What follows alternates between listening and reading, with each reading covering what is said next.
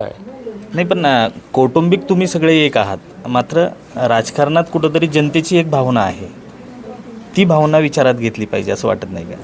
नाही, आता शेवटी हा जो प्रश्न तुम्ही करत आहात याच्यामध्ये राजकीय भूमिका आली. राजकीय भूमिका आली आणि त्याच्यामध्ये ही भूमिका नाही तर हा निर्णय जो आहे तो वरिष्ठांनी घेतला जातो. आता आमचे वरिष्ठ कोण आहेत तर साहेब आहेत आणि त्यांचे वरिष्ठ कोण आहेत तर दादा आहेत. त्या दोघांनी निर्णय घेण्याची गोष्ट आहे. त्यामुळे ते निर्णय जोपर्यंत घेत नाहीत तोपर्यंत तुमची इच्छा, माझी इच्छा, नाही तर कोणाची इच्छा असली नसली, नाही तर लोकांची इच्छा असली नसली तरी ते खरं होऊ शकत नाही.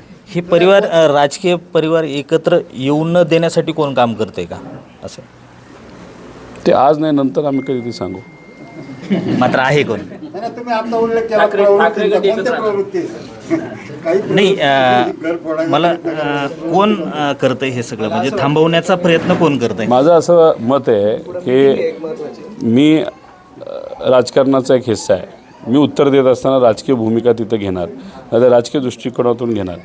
तुम्ही जर हाच प्रश्न कुठली ती प्रवृत्ती आहे की कुटुंबाला फोडती आहे, एकत्र येऊन देत नाही, हा प्रश्न सामान्य लोकांना तुम्ही विचारा, ते उत्तर मात्र योग्य पद्धतीने देतील.